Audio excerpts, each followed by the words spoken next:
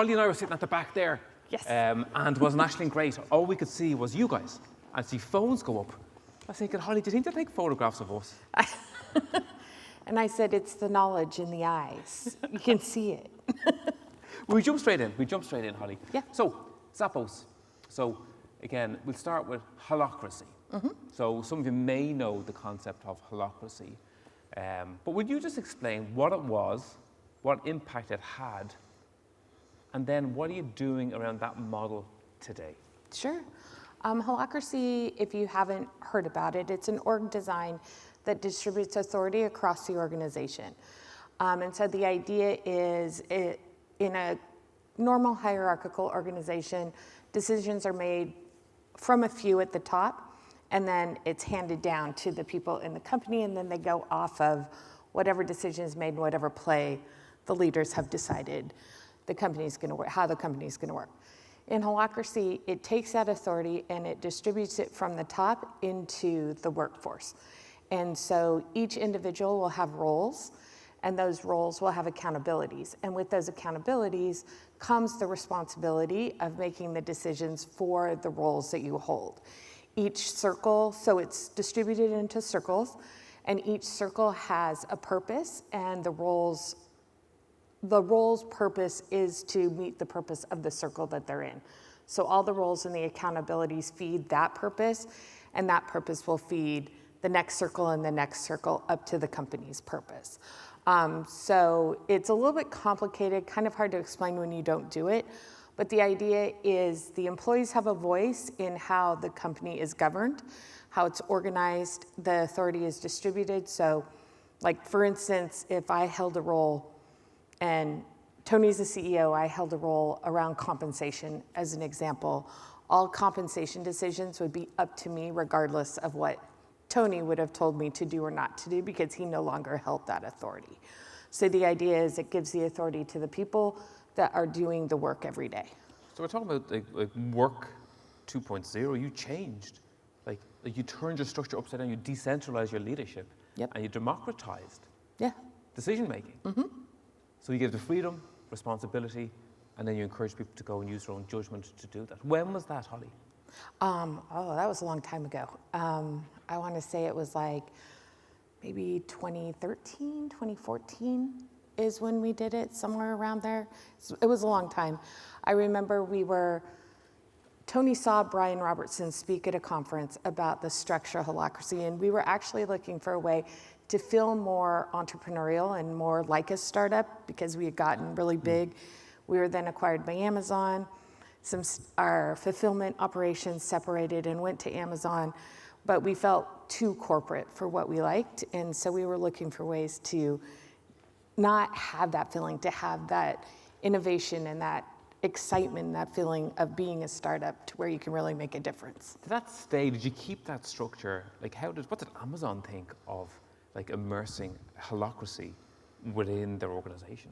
So Amazon, well, first we had a really good deal with Amazon because Tony negotiated it with Jeff Bezos in the beginning, which was basically he would sell to Amazon if Amazon basically left us alone and let us run based off of what differentiated us. Sounds like holacracy. Right?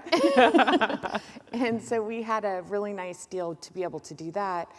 And so Amazon saw it though as a plus because we could try a bunch of things. We were like a kind of a testing ground for things that they might want to take and then deploy into their large organization. So they acquired innovation of work, it sounds to me. And you mentioned the word try. Again, it feeds into some of the conversations that we've had over the last couple of days around not forcing or pushing into something that's an established model, but simply test it. Yeah. I assume a lot of what you did was test, trial, suck it and see. Exactly. Yeah. I think about Zappos. Have you seen the images of Zappos' call centers? I don't know if any of you have seen these online. Like it seems a bit wacky to me, but again, I remember it being one of the first real, true customer-centric organizations. And we heard about it at the time when you guys were starting to build it out. Could you tell us about what you did specifically to drive that level of customer centricity? So a few things. Number one, We had no scripts, we had no call times. The whole point was to build a personal and emotional connection. So it actually wasn't about selling anything. Our goal was not to sell more shoes. Within our contact center, it was to help the person that called in and get them what they needed. And so everybody in the company, regardless of title, position, all went through the same training, and it was 4 weeks long. And it was to learn how to become a customer service rep. And so you went through the training, you learned our culture, all of our core values, how we lived and breathed our core values, what the company was about, and you learned how to use our systems and what we meant by customer service. And so then when we went through that, then we were call center reps for 2 weeks if you weren't in the call center. And again, didn't matter what position you were in, you had to show up at the same time. You're required to do the same thing. If you missed a class, you had to start over. If you missed a class twice, you didn't have a job anymore. We took it very, very seriously. And we did have a CTO that we moved across the country to come and work for us. And he didn't think it was important to be a part of the training, and he got terminated, and we sent him back. And so it was really, really important to us that every person understood what we meant. And again, we had people that would call us, and there's stories out there for days, but people would call us and just ask for help. I had one woman that was looking, she called me during the holidays. We all worked on the phones during the holidays. And she called me and she wanted slippers, and she wanted the same slippers for all of her sons and grandsons. We only had like three of the pairs that she needed. And so I spent about 2 hours with her calling other companies, looking on other websites until we found slippers in every size of the same ones that she could get. And then I helped her order on each site those slippers so she could get that stuff. So it was more about taking care of the customer with what their needs are. You call for a pizza, you could call for whatever you want. If you called for a pizza, we'd find you a place to get a pizza. Delivering happiness, it sounds like chaos. Was it hectic and chaotic? So it was funny because a lot of people always would say that. It's just really chaotic, and how do you ever get any work done? And you guys always look like you're just having fun and that type of stuff. But I've always said this, it was the best job, the most fun job I've ever had, but it was the hardest job I ever had. And it was because we had to do all of the regular things that we needed to do in a job, but we had to figure out how to do it in a way that fit the Zappos culture, which was different than everything else. So there was a lot of rethinking. We didn't get to just take the best practice because that didn't work for us. We had to go through and know what rules we couldn't break, and know which ones we could, and figure out how that fit in to who we were as a company. I'm interested to explore its application in today's world. And you are doing elements of that in your current role. You mentioned going back on the phones, and I'm thinking about, like, that's a very clear, visible thing to experience, isn't it? Like, from a value set, you see your leadership doing that. I arrived into our office the other morning. My colleague Mike, he's a director in the business. He cycled in. This was like 7:30. He's out cleaning the bin, sweeping and scraping the weeds outside the office. And again, that's something that we would typically do. Yeah. We wouldn't pass a piece of paper. We take pride in what we do. Yep. And it's ingrained in us. But that's for us, and if 35% of our folks haven't witnessed that. Now, in fairness, our French colleagues from Group Adequate were coming, we're cleaning the whole place to make sure it looked really good for them. But if our folks haven't seen that, like, how in a distributed world can they absorb that as a value and therefore drive what people experience as the culture? So how are you applying holacracy, and how are you applying that pods and customer centricity today?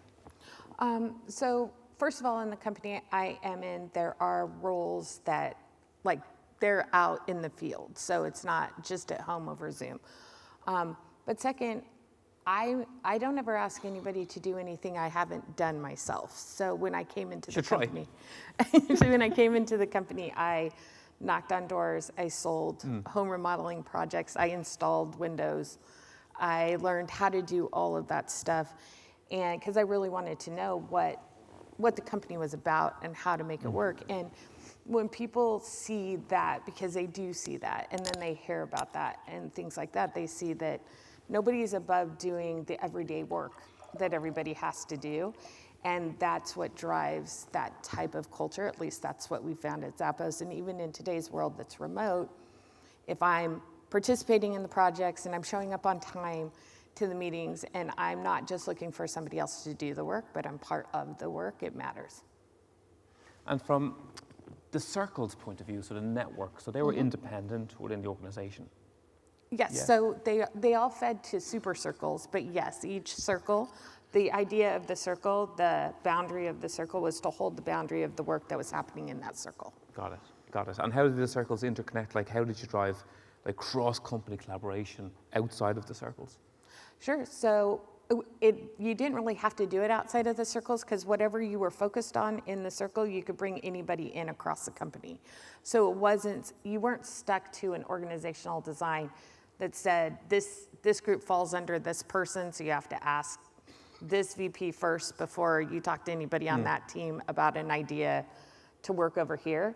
The idea was you had a circle, you proposed it you had a scope of work that needed to get done, and maybe I needed marketing people and tech people and customer service people and, merchandising people, and all those people were working towards the same thing.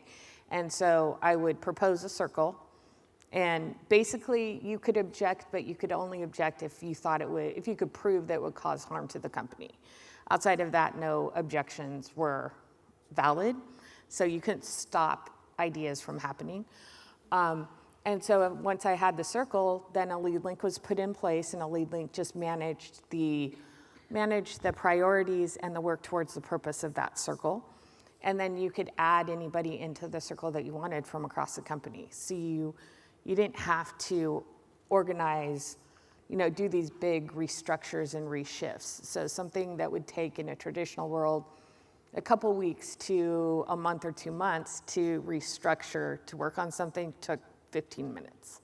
Isn't it interesting? Like, we're facing into people, Lars this morning was talking about, we don't just need to evolve, like we just need a new working system.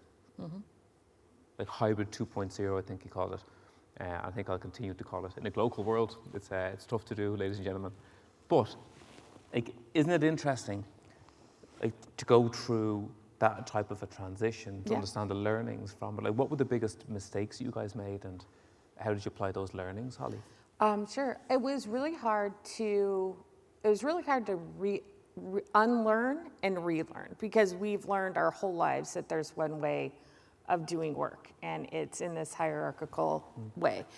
And when you actually put this into practice, one of the big things is you have to unlearn and be okay with that's not the way things happen anymore.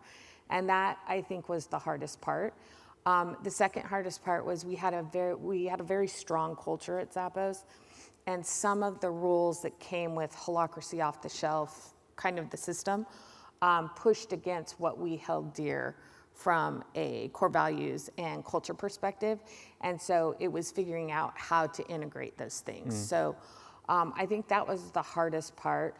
The learnings were, there weren't a lot of HR modules and some of the things that we all have to be compliant with and everything else that were a part of holacracy off the shelf. So we had to learn and come up with new ways of looking at how we applied HR functions and things like that within this world. How does somebody get terminated from an organization? How does somebody, how does somebody get written up? How does a performance review work if you had them?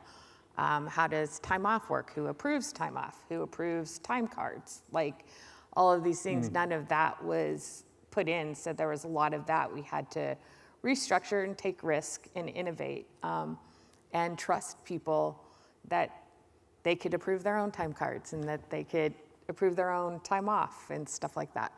Again, sounds a bit chaotic, but I do get the benefits of what you've just described, Hollie. And obviously, I've been admiring it from the sidelines. You mentioned strong culture. The word cult is in culture. Yep. Do you think it got quite cultish? It was, so there was a lot of people from the outside looking in would probably say, yeah, this is very cult-like. I don't think so, because all our culture was 10 core values, which were behaviors that we wanted to embrace and embody. And we wanted the people that worked for us to embody and embrace those same values. And so it was things like deliver wow through service and embrace and drive change and be passionate and determined and be humble. And so a lot of people have said that, but that's not how I saw it. Well said, and I think there lies Tony's legacy, quite frankly. Hollie, I know we're very tight for time.